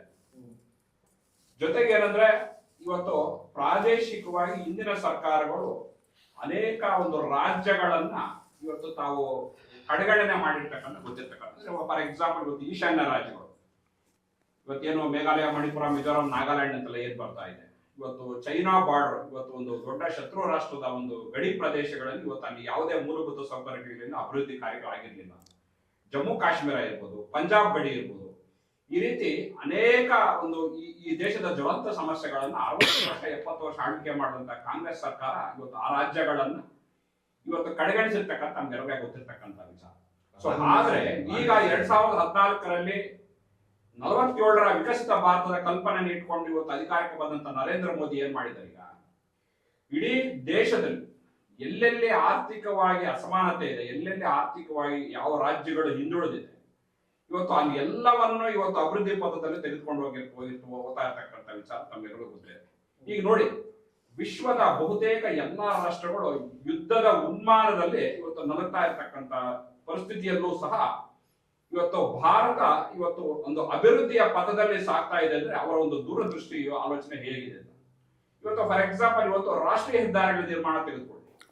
ಯುಪಿಎ ಸರ್ಕಾರದಿಂದ ಒಂದ್ ನಿಮಿಷ ಕೇಳಿ ಸರ್. ನೀವು ಮುರಳಿ ಸರ್, ನಾವು ಚಿಕ್ಕಬಳ್ಳಾಪುರದ ಬಗ್ಗೆ ಮಾತನಾಡ್ತಾ ಇದ್ವಿ. ಮುರಳಿ ಸರ್, ನೀವೆಲ್ಲ ಪೀಠಿಕೆ ಹಾಕೊಂಡು ಮಿಜೋರಾಂಗೆ ಹೋಗಿ ಮತ್ತೆ ರಷ್ಯಾಗೆ ಹೋಗಿ ಇರಾನ್ಗೆ ಹೋಗಿ ಬರೋಷ್ಟರಲ್ಲಿ ಚಿಕ್ಕಬಳ್ಳಾಪುರ ಜನ ಸತ್ತೋಗ್ತಾರೆ. ನಾನ್ ಕೇಳ್ತಿರೋದು ಇಷ್ಟೇ, ಸಿಂಪಲ್ ಪ್ರಶ್ನೆ ಸರ್, ಸಿಂಪಲ್ ಆಗಿ ಅರ್ಥ ಆಯ್ತು. 5300 ಕೋಟಿ ಏನಾಯ್ತು ನೋಡಿ. 96ರಲ್ಲಿ ವಾಜಪೇಯಿ ಅವರು ಪ್ರಧಾನ ಆಗಿದ್ದಾಗ ಕೂಡ ಗಂಗಾ ಕಾವೇರಿ ಜೋಡಣೆ ಯೋಜನೆ ಬಗ್ಗೆ ಒಂದು ಬ್ಲೂ ಪ್ರಿಂಟ್ ಅನ್ನ ರೆಡಿ ಮಾಡಿದ್ರೆ ಬಿಜೆಪಿ ಅಜೆಂಡಾದಲ್ಲಿ ಆಗಿತ್ತು. ಉತ್ತರ ಭಾರತವನ್ನು ದಕ್ಷಿಣ ಭಾರತದ ನದಿಗಳಿಗೆ ಒಂದು ಜೋಡಣೆ ಮಾಡಿ ಶಾಶ್ವತವಾಗಿ ಒಂದು ನೀರಾವರಿ ಕಲ್ಪಿಸಬೇಕಂತಿದ್ದೊಂದದ್ದು ನಿಜ. ಇಲ್ಲಿ ಏನಾಗ್ತದೆ, ಈ ರಾಜ್ಯ ಸರ್ಕಾರಗಳದ್ದು ಜವಾಬ್ದಾರಿ ಇರ್ತದೆ. ಅಂದ್ರೆ ಒಂದು ಲ್ಯಾಂಡ್ ಅಕ್ವಿಸಿಷನ್ ಇರ್ಬೋದು, ಕೆಲವು DPR ಅನ್ನ ರೆಡಿ ಮಾಡ್ತಕ್ಕಂಥದ್ದು ಇರ್ಬೋದು, ಈ ರೀತಿ ಅನೇಕ ಒಂದು ತಾಂತ್ರಿಕ ಸಮಸ್ಯೆಗಳಿರ್ತವೆ. ಅವೆಲ್ಲವನ್ನ ವರದಿ ರೆಡಿ ಮಾಡಿ ಅದರ ಬಜೆಟ್ ಅಂದ್ರೆ ವೆಚ್ಚದ ಬಜೆಟ್ ಏನಿದೆ ಅವೆಲ್ಲವನ್ನು ರೆಡಿ ಮಾಡಿ ಕೊಡುವ ಒಂದು ರಿಕ್ವೆಸಿಷನ್ ಕೊಡ್ಬೇಕಾಗಿರ್ತಕ್ಕಂಥದ್ದು ರಾಜ್ಯದ ಜವಾಬ್ದಾರಿ. ಸೊ ಹಾಗಾಗಿ ಇವತ್ತು ತಾವು ಏನು ಘೋಷಣೆ ಮಾಡಿದ್ದಾರೆ, ಇವತ್ತು ಭದ್ರಾ ಮೇಲ್ದಂಡೆ ಯೋಜನೆಗೆ ಇವತ್ತು ಏನು ಒಂದು ಬಜೆಟ್ ಅಲ್ಲಿ ಘೋಷಣೆ ಮಾಡಿದ್ದಾರೆ, ಇವತ್ತಲ್ಲ ಸರ್ 3 ವರ್ಷದ ಹಿಂದೆ. ತಾವು ಈಗ ಏನಾಗಿದೆ ಇವತ್ತು ನಮ್ಮ ರಾಜ್ಯದಲ್ಲಿ ಬಹುತೇಕ ಒಂದು ಮುಖ್ಯಮಂತ್ರಿಗಳಾಗಿದ್ದಂಥವ್ರು, ಇವತ್ತು ಪ್ರಧಾನಮಂತ್ರಿಗಳಾಗಿದ್ದಂಥವ್ರು ಇವತ್ತು ರಾಜ್ಯಸಭೆ ಲೋಕಸಭೆಯಲ್ಲಿ ಇವತ್ತು ನಮ್ಮದೇ ಕ್ಷೇತ್ರವನ್ನು ಪ್ರತಿನಿಧಿಸ್ತಾ ಇದ್ದಾರೆ. ಅದು ದೇವೇಗೌಡರು ಇರ್ಬೋದು, ಕುಮಾರಸ್ವಾಮಿ ಇರ್ಬೋದು, ಬೊಮ್ಮಾಯಿ ಅವರು ಇರ್ಬೋದು, ಈ ರೀತಿ ಅನೇಕ ಈ ನಮ್ಮ ಯುವ ಮುಖಂಡರಾದ ತೇಜಸ್ವಿ ಸೂರ್ಯ ಅವರು ಇರ್ಬೋದು, ಈ ರೀತಿ ಅನೇಕ ಒಂದು ಸಂಸದರು ಇವತ್ತು ರಾಜ್ಯವನ್ನು ಪ್ರತಿನಿಧಿಸ್ತಾರೆ. ಆದರೆ ಇವತ್ತು ಏನು ಜವಾಬ್ದಾರಿ ಇರ್ತಕ್ಕಂಥ ರಾಜ್ಯ ಸರ್ಕಾರ ಏನಿದೆ, ಬಹುಪಕ್ಷ ನಿಯೋಗ ಅಂದ್ರೆ ಎಲ್ಲಾ ಪಕ್ಷಗಳ ಸಮನ್ವಯವನ್ನ ನಿಯೋಗವನ್ನ ಮಾಡಿಕೊಂಡು ನಾವು ಈ ವಿಚಾರ ಇಟ್ಕೊಂಡು ಹೋಗಿ ಇವತ್ತು ಪ್ರಧಾನಿಗಳು ಯಾರೇ ಕಟ್ಟಕಡೆ ವ್ಯಕ್ತಿ ಹೋದ್ರು ಅವ್ರಿಗೆ ಒಂದು ಅವಕಾಶ ಕೊಡ್ತಾರೆ ಮಾತಾಡ್ಲಿಕ್ಕೆ. ತಾವು ನಿಯೋಗ ಹೋಗಿ ಏನು ಇವತ್ತು ನೀರಾವರಿ ಮಂತ್ರಿಗಳು ಏನಿದ್ದಾರೆ, ಇವತ್ತು ಪ್ರಧಾನ ಮಂತ್ರಿಗಳು ಏನಿದ್ದಾರೆ, ಇವತ್ತು ಪ್ರಹ್ಲಾದ್ ಜೋಶಿ ಅವರು ಬಹು ಮುಖ್ಯವಾಗಿ ಇವತ್ತು ಕ್ಯಾಬಿನೆಟ್ಗೆ ತುಂಬಾ ಹತ್ರವಾಗಿರ್ತಕ್ಕಂಥ ನಮ್ಮ ಪ್ರಹ್ಲಾದ್ ಜೋಶಿ ಅವರು ಇದ್ದಾರೆ, ಶೋಭಾ ಮೇಡಮ್. ನಾವು ನಿಯೋಗ ಹೋಗಿ ದಯವಿಟ್ಟು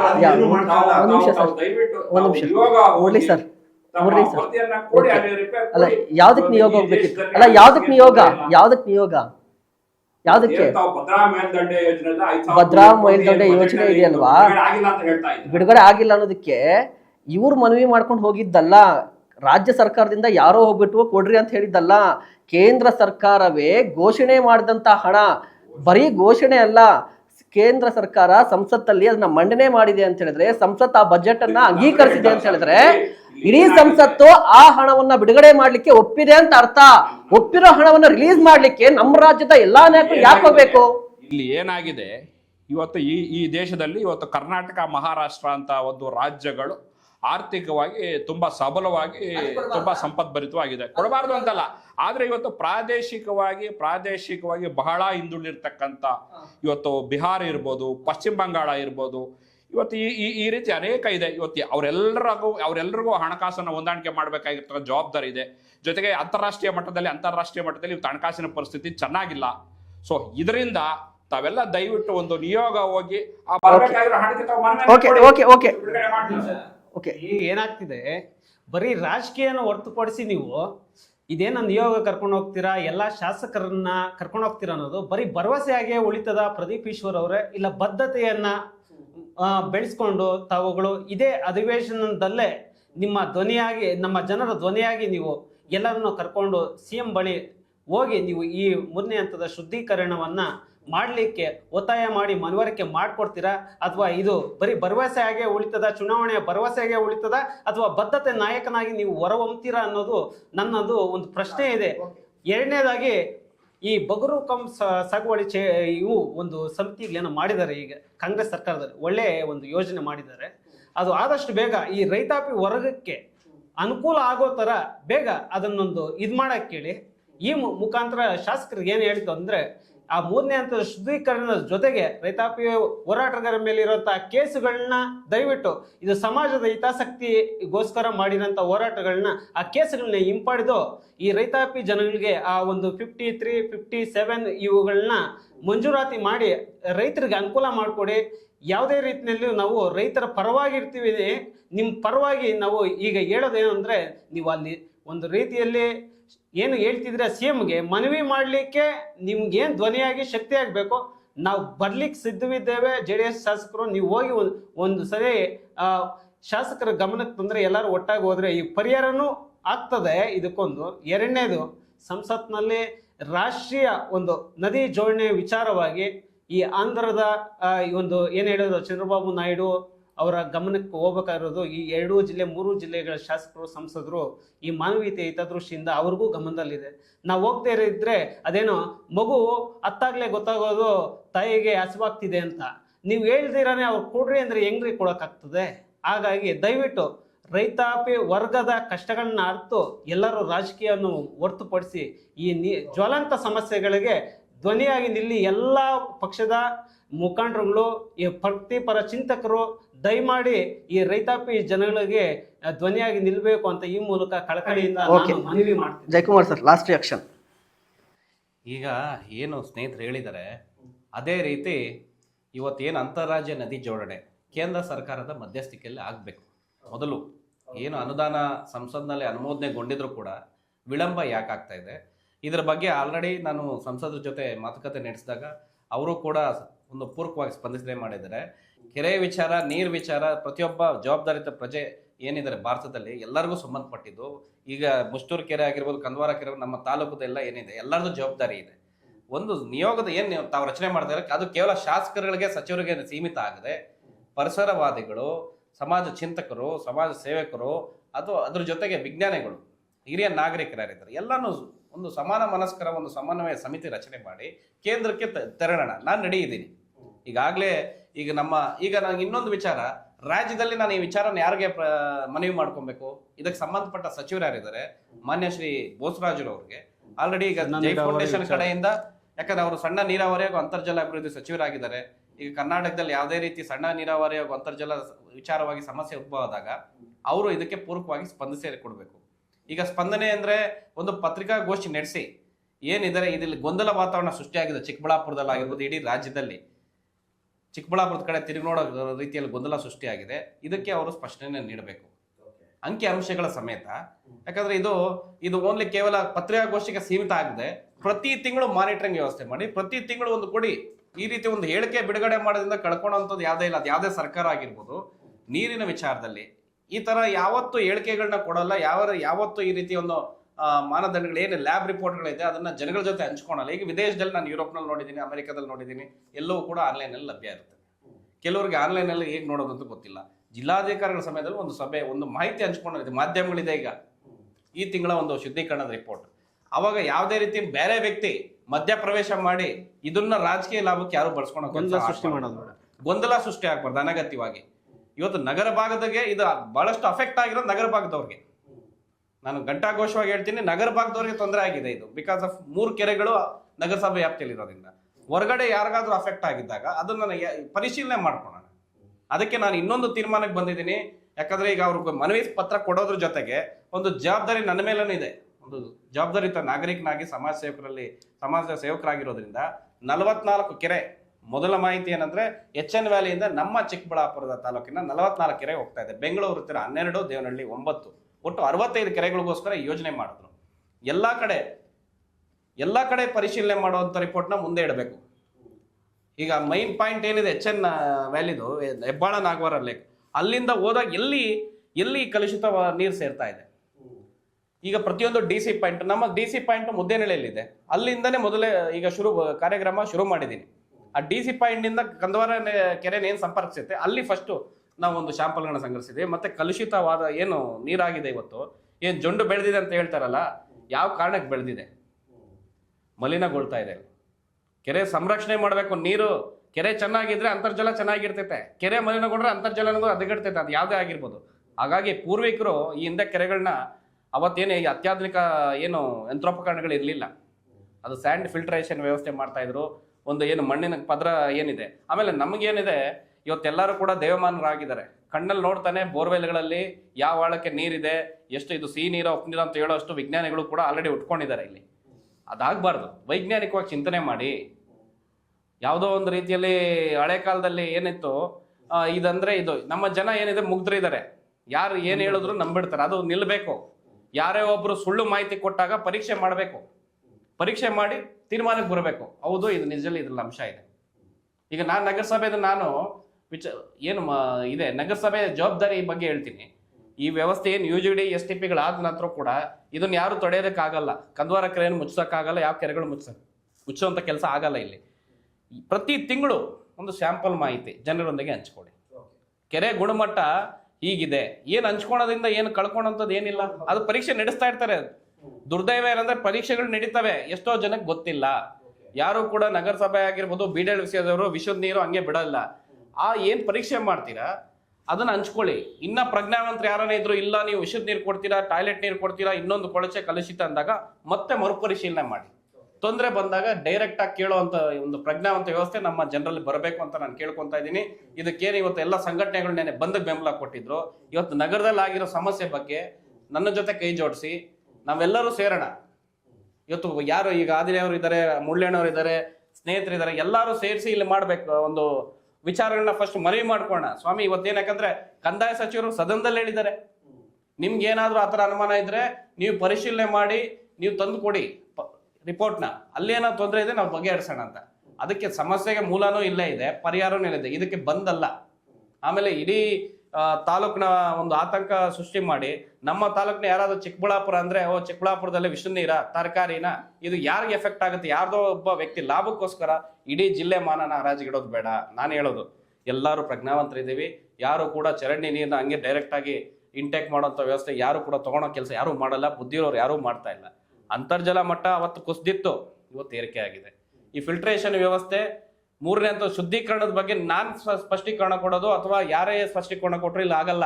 ವಿಜ್ಞಾನಿಗಳು, ಇಂಡಿಯನ್ ಇನ್ಸ್ಟಿಟ್ಯೂಟ್ ಆಫ್ ಸೈನ್ಸ್ ಯಾರು ವಿಜ್ಞಾನಿಗಳಿದ್ದಾರೆ, ಅಂತರ್ಜಲ ವಿಜ್ಞಾನಿಗಳು ಯಾರಿದ್ದಾರೆ, ಸಂಬಂಧಪಟ್ಟ ಸಚಿವರು ಯಾರಿದ್ದಾರೆ, ಬನ್ನಿ ಜಿಲ್ಲಾ ಕೇಂದ್ರದಲ್ಲಿ ಹೇಳಿಕೆ ಕೊಡಿಸಿ. ನಾನು ಮಿತ್ರರಲ್ಲಿ ಮನವಿ ಮಾಡ್ಕೊಂಡು ಶಾಸಕರು ಇದನ್ನ ಮಾಡ್ಬೇಕಾಗಿರೋ ಕೆಲಸ ಶಾಸಕರ ಕರ್ತನೆ. ಮನವಿ ಮಾಡ್ತಾ ಇದೀವಲ್ಲ, ನಾವೆಲ್ಲರೂ ಸೇರಿ ಇದು ಮಾಡೋಣ, ಜನಗಳಿಗೆ ತಿಳಿ ಹೇಳೋಂಥ ಕೆಲಸ ಮಾಡೋಣ. ಒಂದು ಏನು ರಿಪೋರ್ಟ್ಗಳನ್ನ ಇಟ್ಕೊಂಡು ಇಲ್ಲಿ ಏನು ಕಾರಣ ಇದೆ, ಅದಕ್ಕೆ ಏನು ಇವೆಲ್ಲ ಶಾಸಕರ ಕೈಲಿದೆ. ಇದಕ್ಕೇನು ದುಬಾರಿ ವೆಚ್ಚ, ಮೂರನೇ ಹಂತದ ಫಿಲ್ಟ್ರೇಷನ್ ದುಬಾರಿ ವೆಚ್ಚ, ಅದ್ ನಂತರದ ಕೆಲಸ. ನೀವು ದುಬಾರಿ ವೆಚ್ಚ ಮಾಡಿ ಮೂರನೇ ಹಂತ ಶುದ್ಧೀಕರಣ ಮಾಡಿದ್ರು ಮತ್ತೆ ನಾವು ಇದೇ ಮಾಡಿದಾಗ ಎಲ್ಲೋ ಒಂದು ಮೂಲೆಯಲ್ಲಿ ಇನ್ನು ಇವತ್ತು ಸದ್ಯಕ್ಕೆ ಪರಿಸ್ಥಿತಿ ಚೆನ್ನಾಗಾಗ್ಬೋದು, ಇನ್ನೊಂದು 3-4 ವರ್ಷದ ನಂತರ ಇದೇ ಪರಿಸ್ಥಿತಿ ನಿರ್ಮಾಣ ಮತ್ತೆ ಪುನರ್ ನಿರ್ಮಾಣ ಆದ್ರೆ ಅದಕ್ಕೆ ಯಾರು ಹೊಣೆ? Okay Adinarayana sir, last reaction quick ಆಗಿ ಸರ್. ಶಾಸಕರ ಮೇಲೆ ನಂಬಿಕೆ ಇಟ್ಟು ವಿಶ್ವಾಸ ಇಟ್ಟರೆ ಈ ಚಿಕ್ಕಬಳ್ಳಾಪುರದ ಜನತೆಗಾಗಿ ಅವ್ರು ಯಾವ ತಾಗಕ್ಕಾಗತ್ತೆ ಸಿದ್ಧರಾಗಿ ಒಳ್ಳೇದು ಮಾಡ್ತಾರೆ ಅಂತ ಹೇಳ್ಬಿಟ್ಟು ನಿಮ್ಮ ಮುಖಾಂತರ ನಾನು ಹೇಳಕ್ಕೆ ಇಷ್ಟಪಡ್ತೀನಿ. Okay, thank you so much sir ಕಾರ್ಯಕ್ರಮದ ಭಾಗಿಯಾದಕ್ಕೆ. Thank you so much, thank you so much, thank you so much. ವೀಕ್ಷಕರೇ, ನೋಡಿದ್ರಲ್ಲ ಚಿಕ್ಕಬಳ್ಳಾಪುರ ನೀರಿನ ಸಮಸ್ಯೆಯ ಚಿಂತನಾ ಮಂಥನ. ಇಂತಹ ಮತ್ತಷ್ಟು ಕಂಟೆಂಟ್ಗಾಗಿ ನೋಡ್ತಾ ಇರಿ ಸುಮನ್ TV ಕನ್ನಡ.